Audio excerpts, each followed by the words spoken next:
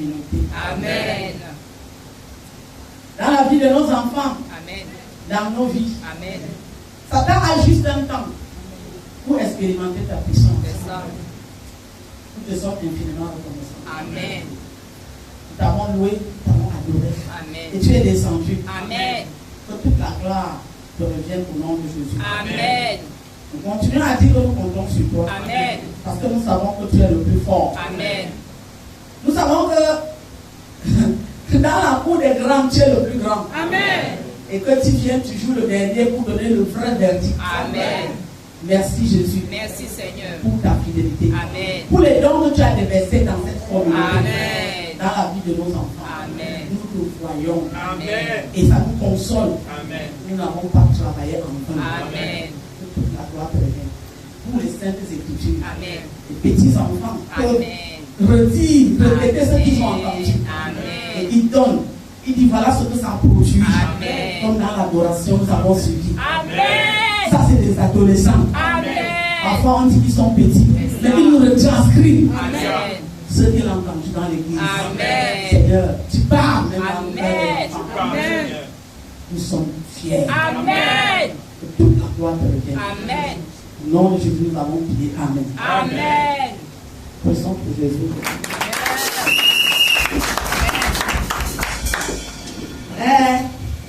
On avait le temps, on allait chanter ça.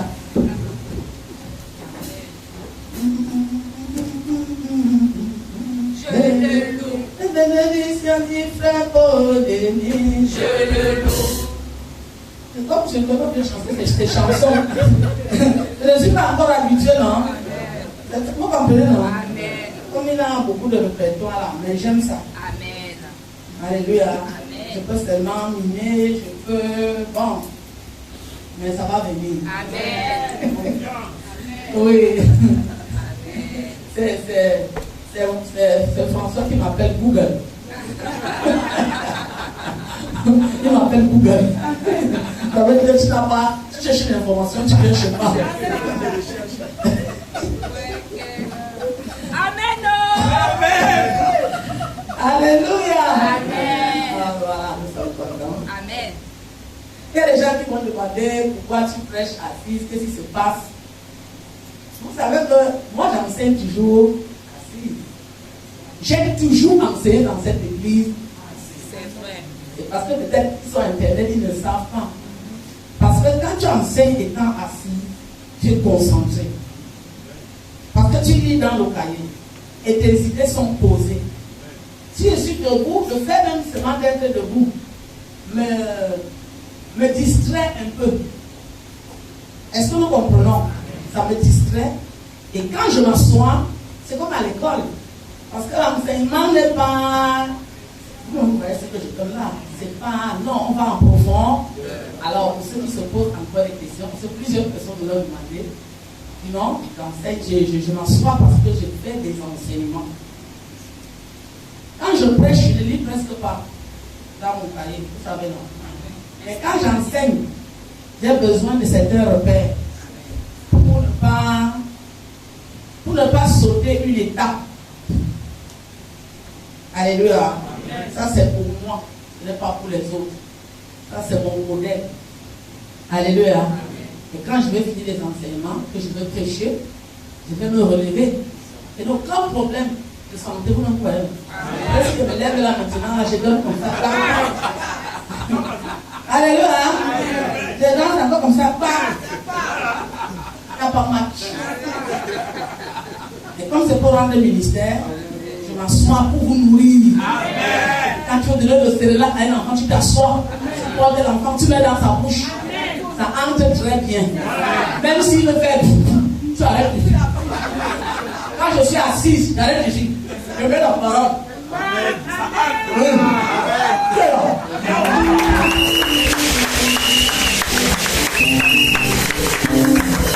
Et on a le résultat comme on a entendu à l'adoration. L'enfant va boire.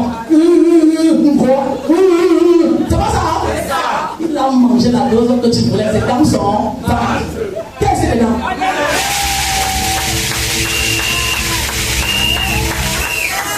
Donc je m'assois.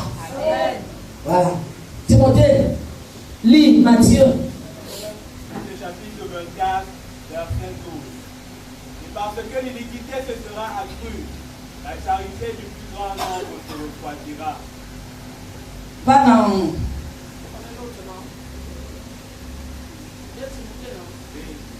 Timothée chapitre 3, verset 1. Sache que dans les derniers jours, il y aura des temps difficiles, car les hommes seront égoïstes, amis de l'argent, fanfarons, hautains, blasphémateurs, rebelles à leurs parents, ingrats, irréligieux. Voilà, c'est là que ça s'arrête.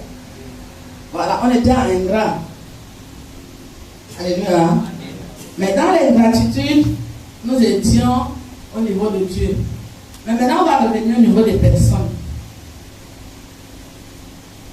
Alléluia. Qu'est-ce qu'on avait dit? On avait dit qu'on va d'abord commencer par Dieu, non? On commence d'abord par Dieu. Après, on finit par les personnes. On avait dit que celui qui est ingrat, celui qui est comment? Donc là, c'était pour Dieu, non? Maintenant, on vient chez les personnes qui ne témoignent aucune reconnaissance, qui manquent de grâce, un visage ingrat, pénible et peu valorisant. Ça, c'est la définition étymologique. Maintenant, on peut parler des personnes qui sont ingrates envers d'autres personnes. Ouais, non.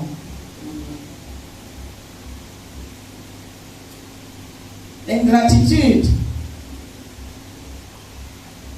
envers une personne. Tu peux dire, quelqu'un peut te faire quelque chose de bien. Tu dis merci. Et c'est ça qui est courant. Mais être vraiment reconnaissant, c'est sur le long terme. Est-ce que nous comprenons? Parce que la reconnaissance n'est pas quelque chose que tu vas seulement dire. C'est comme quand on parle de Dieu, on dit qu'on l'aime. On l'aime en acte, en parole, par des actions, même par omission. Alléluia. Alors, tu veux reconnaître ce que quelqu'un a fait pour toi. Ce n'est pas en lui disant merci là maintenant. Quand il te donne quelque chose. Non. C'est bien. Je dis que c'est. Mais sur le long terme. Parfois, tu pars chez quelqu'un. Tu te présentes. Tu es l'enfant de tel.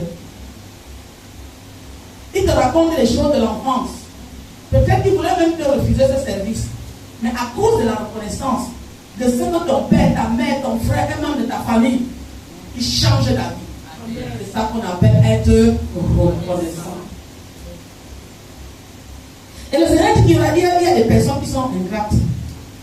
Vous voyez, non? Parce que au moment où elles doivent manifester la reconnaissance, elles ne manifestent pas.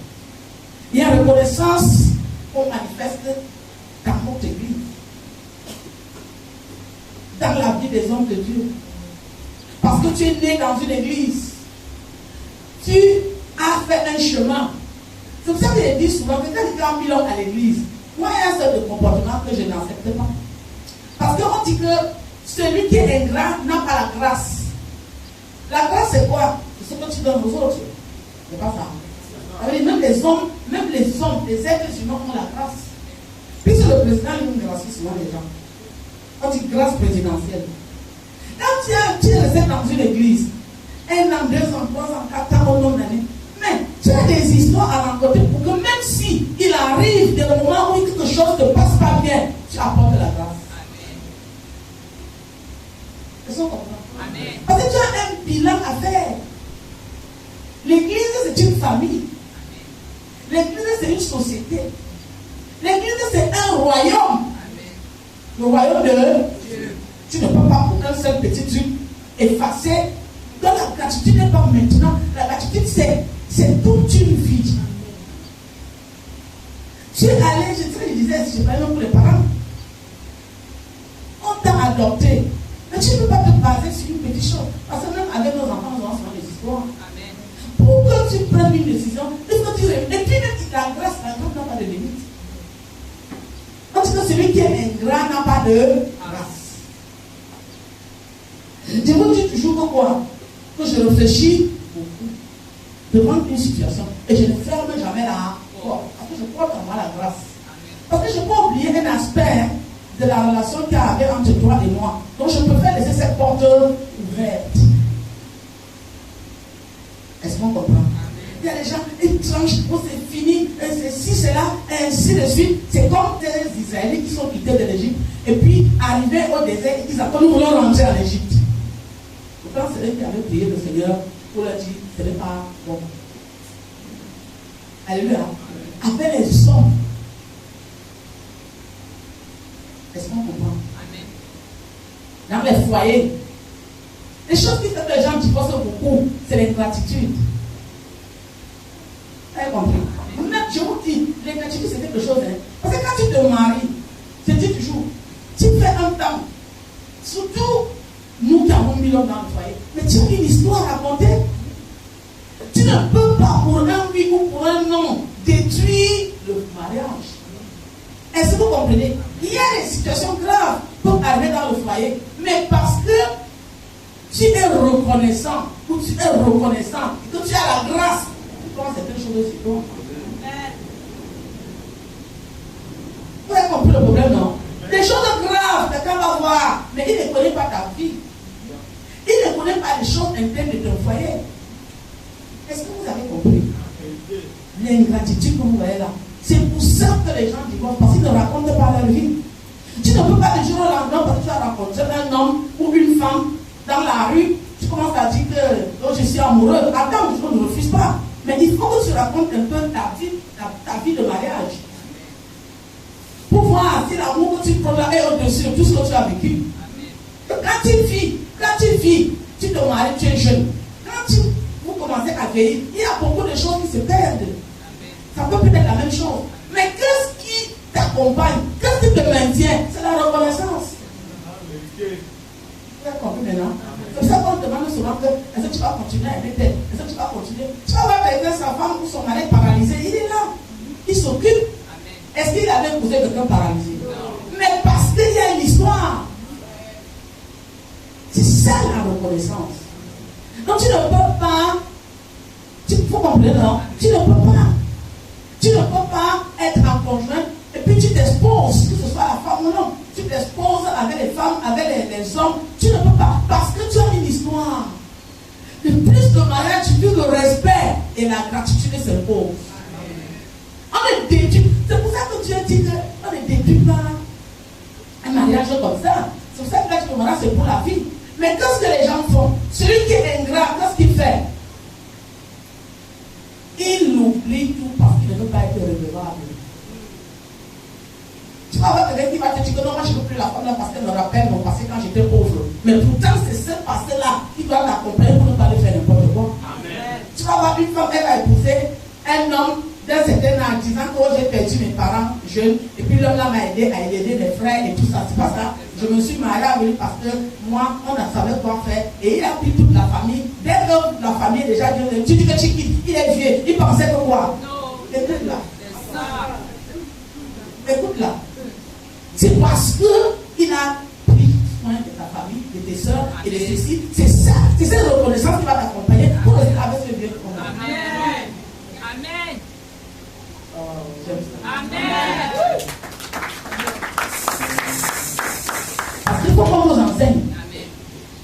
Alors, quand tu ne peux pas commencer à t'exposer avec les hommes dehors parce que tu dis qu'il croyait que quand il m'épousait, une femme m'avait demandé ça. Il pensait quand il m'épousait, il dit hey, ma fille, fais attention. Amen. Mais cette femme était décédée. Dans son dehors. Il dit que non, il faut reconnaître. À un moment, qu'est-ce que le Seigneur dit? Ce sera un culte raisonnable. On se donne des raisons. Et on prend des choses sur soi. Vous avez compris? S'il y avait ça dans les foyers, les gens ne divorceraient pas comme les voyants. Et c'est ça, c'est l'ingratitude qui fait que les gens se trouvent du mal, ils vont là-bas, ils racontent des choses que ça n'a même pas de sens. Qui est saint? Il y a une jeune fille internet que je suivais. On lui demande comment que tu parles de l'adultère, que tu parles des hommes qui trompent leur femme, et si toi tu peux rompre avec un homme C'est une jeune fille. Elle m'a vraiment impressionnée. Elle dit si je dois laisser un homme qui me trompe ou un autre qui va me tromper, ça me sert à quoi? Si Dieu t'a mis à un endroit, reste. C'est la même chose dans une église. C'est la même chose. Personne n'est saint. Là où toi tu peux aller trouver les saints pendant que toi-même tu as les défauts. Si tu veux qui te supporte. Vous avez compris? Toi, tu dis que je ne peux plus supporter. Pendant que toi-même tu as les défauts. Et toi tu vas aller trouver les gens qui vont te supporter. La Bible dit soyez toujours reconnaissants. Quand tu vis, assois-toi, raconte ta vie. Ça va te pousser, si tu as l'esprit reconnaissant, si tu as l'esprit de grâce, à ne pas prendre certaines décisions. Vous avez compris maintenant? Est-ce qu'on en fait bien? C'est pour ça que quand je vois certaines personnes faire certaines choses, même si tu viens me dire tout ce que la Bible contient, c'est-à-dire que toi-même ton comportement n'est pas bon. Parce que si tu étais bon, nous avons vu dans la Bible Joseph, quand il a su que Marie était enceinte, il ne connaissait pas, c'était par le Saint-Esprit. La Bible dit qu'il a voulu rompre discrètement les fiançailles. Amen. Pourquoi la Bible précise? Marie enceinte, il ne savait même pas qu'il y a une autre sorte de conception. Il est sûr qu'elle est partie avec un homme. C'est sa fiancée. Mais il l'aime. Il n'a pas envie de l'exposer. Amen.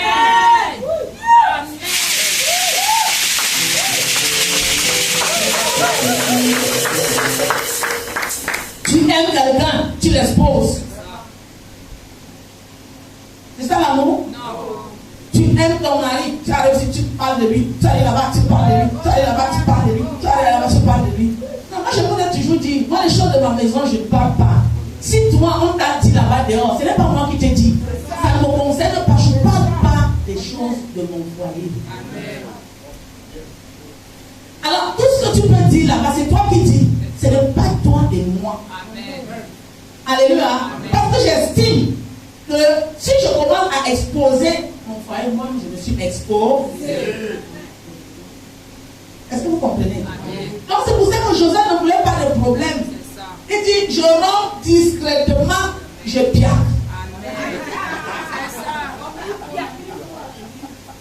Le Saint-Esprit l'a arrêté en route. Amen. Pour lui dire que Joseph ne piaque pas. Voilà la vraie version de cette âme. C'est pas ça. Joseph ne piaque pas. Le Holy Ghost ne piaque pas. Voici la vraie version de cette âme. En fait, tu veux même prendre des choses, tu ne connais pas les vraies versions. C'est vrai. C'est le problème, non? Tu vois seulement que comme ça, ou bien on est venu te dire, ou bien tu ne t'assois pas pour raconter ta vie. L'ingratitude. C'est pour ça que le Seigneur met ça dans la liste de l'iniquité, de l'injustice. C'est vrai que quand on fait quelque chose, on n'attend pas ça en retour. Non, mais ce qui est juste, c'est que tu saches retourner ce qu'on t'a donné. La parole qu'on t'a donnée. Nous sommes en train de louer les dons de la communauté pour Christ. Est-ce que quand tu venais, tu savais faire ça? Alors quand tu te lèves maintenant, parfois, je dis toujours, tu as un don, on t'appelle maintenant pour rendre le ministère. Tu commences à faire chanter les gens, mais tu es grand. Tu savais faire ça? Non. Tu savais chanter? Non. On a pris le micro, nous on t'a appris à chanter. Tu chantes là, nous on corrige. Tu chantes, on fait comme ça. Alléluia. Tu commences maintenant à chanter, on te fera même pour t'encourager. On t'appelle chanter, tu veux faire chanter les gens? Ingrat. Amen. Ingrat. Amen. Vous avez vu le problème, non? Donc même quand tu es dans l'église et que tu exerces une fonction, même si tu n'exerces pas, même pour te déplacer, il faut que tu aies un argument. Vous comprenez? Amen. Il faut être reconnaissant à Dieu et à l'église. Amen. Donc, tu ne peux pas être que. Amen. Oui, l'église a besoin de toi. Moi, je vous dis la vérité. Non, tu fais tes programmes. Moi, même pour bouger, je tiens compte. Vous avez prouvé que même à distance, je suis ce que vous faites. Amen. Vous enregistrez, j'écoute, je viens, je reviens, tu vois, je réponds. Amen. C'est pas ça? Je suis intéressé. Amen. Parce que je ne dois pas être ingrat envers Dieu et envers vous. Amen. Vous avez besoin de moi. Amen. Et j'ai besoin de vous. Amen. Donc tu ne peux pas vivre sans tenir compte des autres. Vous avez vu maintenant. Derrière les histoires qui sont passées sur le long terme, tu dis que c'est oublié. Non, c'est le pont. S'il n'y avait pas ce pont, tu ne serais pas là où tu es là. Voilà. Parce que si on casse tous les ponts, nous allons plus faire le coup du Cameroun. C'est parce qu'il y a le pont. Alléluia. Moi je me rappelle quand on était petite, parce que mon père était juste à Mantoumé. Puis la prison que vous entendez là. Alors quand on revenait à Bafia là, il y avait le bac. Parce qu'il n'y avait pas le pont. Alléluia. Alors, s'il n'y a pas le pont, il faut qu'il y ait au moins le bac. Sinon, nous allons rester deux. Il y avait deux, c'est vrai. On traversait, sinon, nous allons rester de l'autre côté du Cameroun. Alors, si j'ai traversé par le bac, à cette époque-là, j'étais petite, deux quand je suis arrivé ici. Comment je peux insulter Bafia? Comment je peux insulter Tiki? Est-ce que c'est possible? Ça m'a servi de me retrouver là où je suis.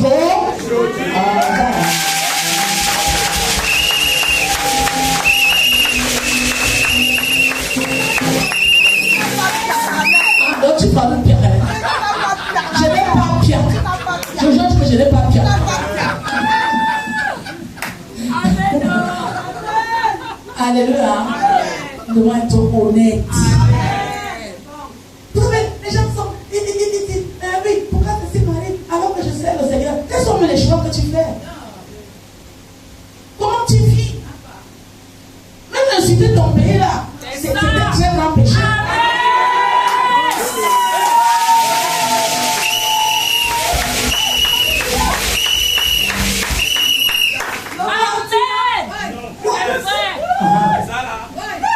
Moi je suis étonné.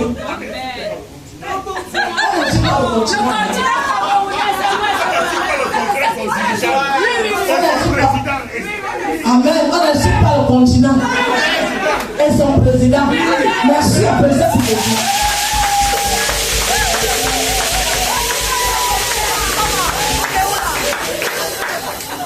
Oui. C'est secret. Non. Pourquoi je veux être dans un pays? Je me lève, j'insulte le pays. Je dors, j'insulte le pays et je suis là. Ceux qui sont de l'autre côté, vous allez demander qu'est-ce que vous venez faire là-bas? Vous venez au Cameroun, vous faites la carte d'identité camerounaise. C'est ça.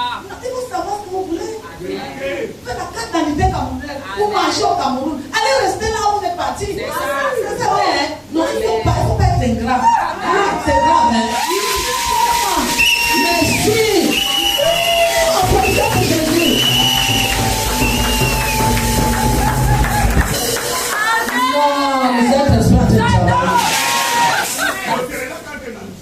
N'est-ce pas?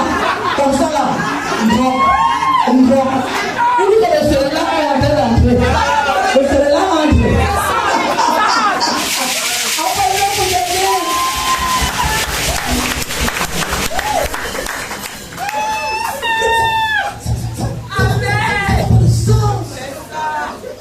Ça n'a pas de sens.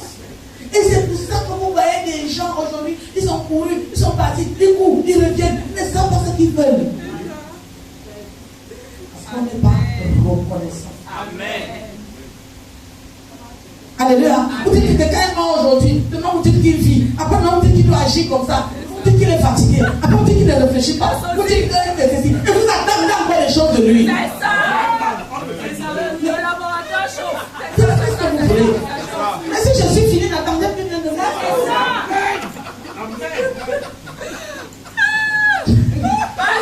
C'est terrible. Vous dites que je suis mort. Demain vous dites que j'ai le sosie.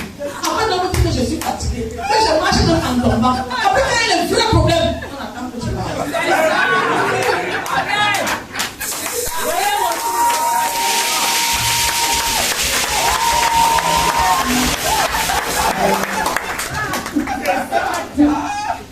C'est ingratitude. Amen.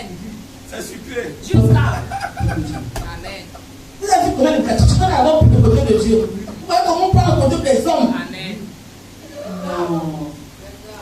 Enfant de Dieu. Soyons reconnaissants. Amen. Soyons reconnaissants même de Dieu et de savoir qu'il ne se trompe pas. C'est lui qui place chaque chose et qu'il a le dernier mot. Amen.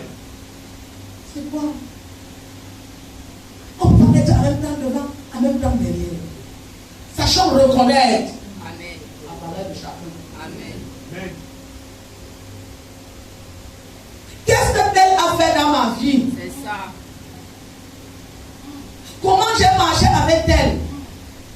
Quand tu viens avec une histoire chez moi, je te dis toujours, essaie de me raconter ta vie avec la personne. Et généralement, les gens sont malhonnêtes, ils arrivent à certains endroits, ils sautent. Parce qu'ils sont bien conscients, ils doivent reconnaître.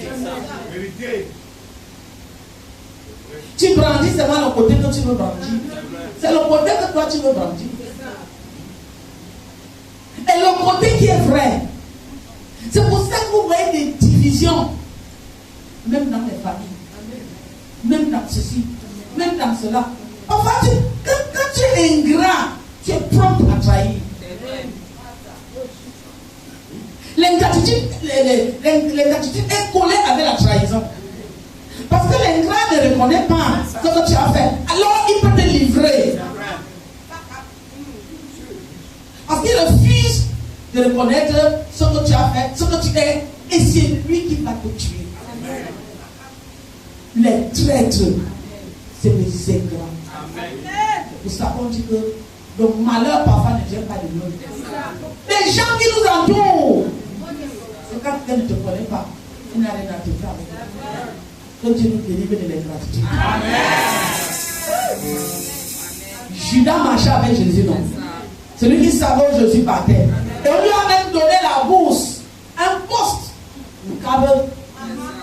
On a donné à Judas l'argent trésorier. Et la Bible dit que Judas détournait. Ça veut dire que Jésus ne laissait même se servir. Jésus laissait même qu'il vole. Alors que Jésus n'aime pas le vol. Alléluia. Mais il a quand même été ingrat. Il est allé trahir. On t'a mis à un endroit. On te laisse même les faveurs. On te laisse même faire des dégâts. On te fait confiance même quand on sait que métier de travail. Tu es ingrat. Tu vas là où tu marches avec les gens qui sabotent les gens qui te font du bien. C'est là-bas que tu es. Même si tu dis que j'écoute et je ne réponds pas, tu dois répondre. Si tu es là-bas, c'est pour un but. Si tu pars, tu dis la personne n'est pas comme ça. Là, c'est bon pour toi. Mais si tu pars sans rien dire, tu pars sans rien faire, qui ne dit rien consent. Pas ça? Alléluia. Oh, est-ce que je parle? Parce que si tu es là et tu ne dis rien, ça veut dire que tu comprends. Et tu reviens et on te fait du bien. Peuple de Dieu. Enfant de Dieu. Amen. Judas a vendu Jésus, mais il n'a pas utilisé la main. Les ingrats disent toujours mal. Ce qu'ils ont obtenu par le fruit de l'ingratitude, ils n'en jouissent pas. Il y a quelqu'un qui va venir. Amen. À ton ami, on trouve une porte, toi qui viens gâter son mariage, et tu t'assois là, on te voit. Hein. Elle trompait son mari. C'est pour ça qu'on toi tu as trompé qui? Ton ami. Amen. C'est ça. Tu as trompé qui? Ton ami. C'est pas ça? C'est ça. Donc tromper. Et si tu dis ça même pour te couvrir, parce que tu as honte. Parce que tu as honte, c'est pas ça? Mais tu es sûr que ce que tu dis est vrai. Toi-même qui es très haut niveau là, tu vas même faire comment? Tu vas même l'enfant de ton mari, s'il est grand, tu vas aller là-bas. Parce que tu es un traître, une traître. Voilà, on va. Est-ce que vous comprenez ce que je dis? Et puis les gens se justifient. Et puis les gens se regardent. Ils sont prêts. Alors que c'est là que tu mangeais. Tu faisais tout. On t'a tendu les bras. On t'a tout fait. Et toi, tu es en train de nourrir le mal pour vouloir t'asseoir à la place de l'autre. Ingrat. Et tu t'assois avec un cœur méchant en lui lançant. Elle était adultère. Le langage des ingrats. Pour ne pas reconnaître ce qu'on a fait pour eux. Quand tu veux rejeter ton chien, tu l'accuses de rage. Et que c'était puissant de le nom de Jésus.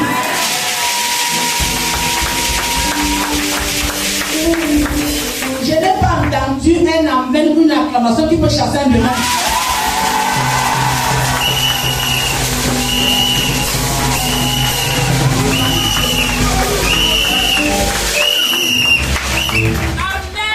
L'esprit est très dangereux. Ça, quand on le chasse avec force. Ne fais pas les choses comme ça.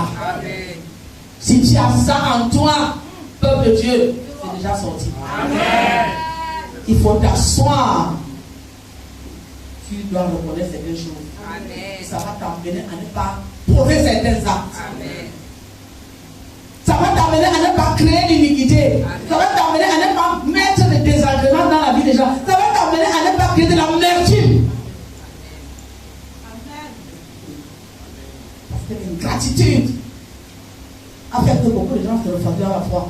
Il y a des gens qui ne reçoivent plus les frères chez eux, dans la foi, à cause des choses que j'ai dit là et d'autres choses encore.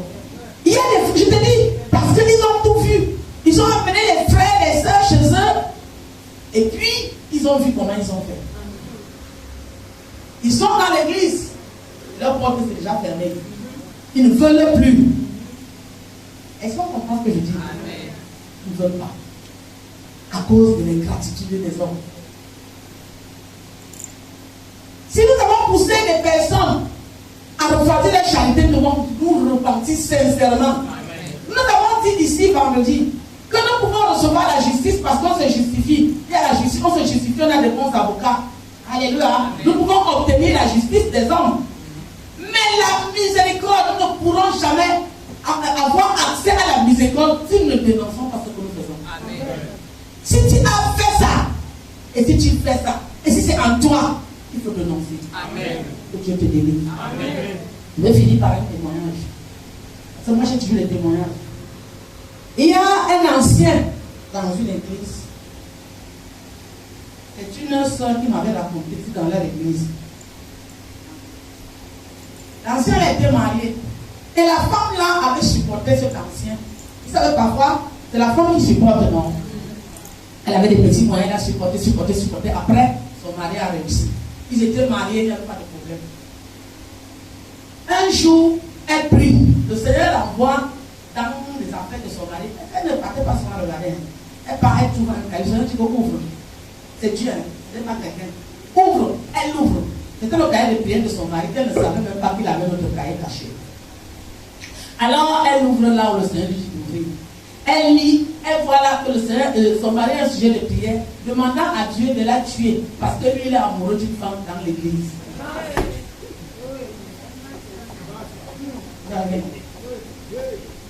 Paul parle à Timothée, il parlait d'abord aux gens de l'église. Avant de parler aux gens de dehors. Amen. Le mari, la femme là, elle est tombée là. On l'a trouvée tombée là avec le cahier en main. Quand on la réanime, elle dit qu'il y a quelque chose dans le cahier ici. On regarde. On amène ça chez le pasteur. Je n'ai jamais cherché comment on a traité. Donc, moi je dois mourir parce que toi tu as mouru, il faut à l'église. La femme à l'église, elle voit bien que je suis là. Et vous êtes ensemble en train de faire des plans. Parce que celui-là, peut-être, n'avait pas le crime dans le sang. Il ne pouvait pas empoisonner sa femme. Il ne pouvait pas tuer sa femme. Il n'était pas un sorcier. Il est parti avec le dossier chez Dieu. Et Dieu a mis le dossier chez sa femme. Dieu, vous dites que Dieu a trahi. Dieu, vous dites ça, vous dites que Dieu le juge. Il avait déjà jugé. Il l'a amené chez sa femme. Que ouvre un peu, tu vois l'homme avec qui tu dors là, les prières qu'il est en train de m'adresser. Nous pensons que Dieu exauce toutes les prières. Tu dors avec nous, même si on arrange le genre de situation là, le mari n'a encore fait quelque chose. Tu dors un œil fermé, un œil ouvert. Les gens qui connaissent Dieu, il faut qu'on tue. Parce qu'il sait quand même qu'il ne peut pas se marier tant que sa femme vit. Donc il connaît quand même la parole. Donc il ramène chez Dieu, c'était mieux qu'il ramène là-bas. Allez, c'était encore mieux. Donc il faut que la femme tue là. Tu l'as. Ya. Peuple de Dieu. Alléluia. C'est ça que dit que si nous sommes comme ça, nous avons pensé comme si les autres pour nous. Nous avons tué les. Que le Seigneur nous délivre au nom de Jésus.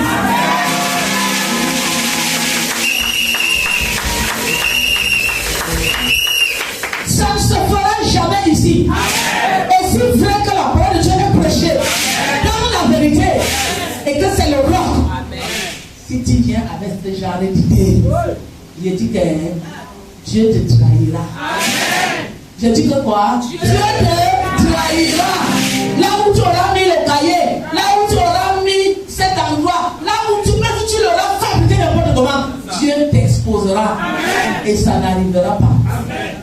si cette parole peut nous toucher, nous-mêmes allons devant Dieu et dire Seigneur, j'ai pensé à ça une fois. J'ai peut-être voulu faire comme ça. Seigneur, accorde-moi la miséricorde. Ne reste pas toujours là à continuer parce que Dieu ne laissera pas. C'est lui qui a dit que les ingrats sont dans la liste des iniques. Et il cause du tort aux gens. Et voilà les actes qu'il pose.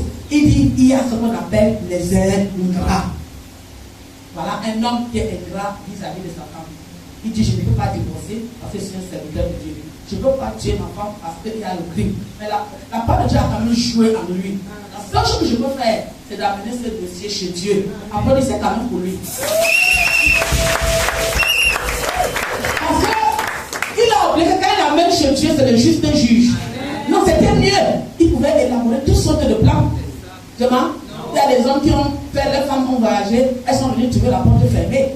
Il craignait au moins Dieu. Il a dit Dieu, résout-moi le problème si. Le seul moment que je. En fait, parce que le seul problème, c'est d'exposer ton cœur. Je crois que le Seigneur lui a donné la grâce de se repentir. Parce que je n'ai plus suivi la suite et qu'il s'est réconcilié avec sa femme. Parce qu'il savait que le péché, c'est quelque chose qu'on ne peut pas maîtriser. Alléluia. Si nous marchons avec Dieu, évitons d'être des ingrats. Sachons raconter notre histoire. Alléluia. Sachons être honnêtes. Même s'il arrive qu'on pense qu'on est tombé amoureux, allons chez Dieu et dit qu'il y a quelque chose qui est en train de se passer dans ma. Il est Dieu. Si c'est les démons, il va effacer. Mais ne fais pas ces sortes de prières pour dire que tu t'aimes. Parce que tu n'acceptes pas le divorce. Parce que tu n'acceptes pas ceci. Moi, je veux prendre la place de t'aimer. Non. Dieu reste Dieu. Alléluia. Faisons-lui confiance. Sachons-lui obéir. Et cette femme était dans la foi et Dieu s'est occupé de son problème. Peuple de Dieu, soyons dans la foi. Soyons enracinés à Christ. Il va s'occuper des ingrats. Que le Seigneur nous bénisse.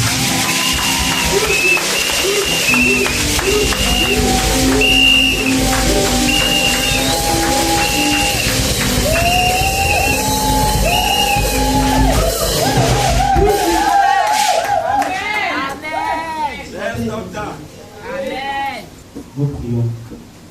Éternel notre Seigneur et notre Dieu, nous te bénissons parce qu'en ce soir, il t'a plu de nous parler, en ce matin, il t'a plu de nous parler et de nous délivrer de l'ingratitude. Seigneur, tu nous as montré l'aspect de l'ingratitude vis-à-vis des hommes. En effet, tu nous as appris à ne pas seulement dire merci aujourd'hui, mais plutôt à manifester notre merci sur le long terme. Amen. Trop souvent, Seigneur, nous acclamons celui qui nous a fait du bien dans l'instant présent et dans le futur, nous le blessons. Père éternel, mon Dieu, mon roi, nous le combattons. Mais aujourd'hui, tu nous as enseigné que le secret de la gratitude est se souvenir du passé. Parce que le passé est le pont entre le présent et le futur. Amen. Alors délivre-nous de la courte mémoire. Amen. Délivre-nous, éternel, mon Dieu, de cette mémoire, mais qui se souvient seulement de l'instant présent et qui oublie le futur. Père, que si nous nous souvenons, Seigneur, du passé, nous nous garderons de blesser, nous nous garderons d'offenser, nous nous garderons, Père, de faire des prières mauvaises. Amen. Éternel, notre Seigneur, nous te le demandons en ce jour. Inscris dans nos cœurs, nos enfants, Père, le souvenir de ce que nos parents ont fait pour nous. Amen. Tant spirituel que charnel et même adoptif. Amen. Inscris, Seigneur, dans le cœur des employés ce que leurs patrons ont fait pour eux. Amen. Inscris dans nos cœurs, Seigneur, nos citoyens du Cameroun, ce que notre nation a fait de nous. Amen. Même si nous sommes à l'étranger, cela ne justifie pas que nous insultions notre pays. Amen. Que nous insultions ses gouvernants. Amen. Seigneur, notre Dieu, nous te demandons pardon pour toutes les formes d'ingratitude.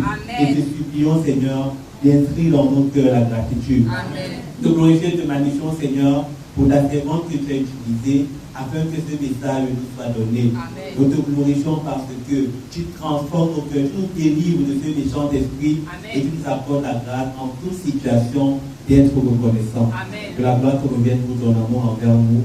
Au nom de Jésus, nous avons prié. Amen. Amen.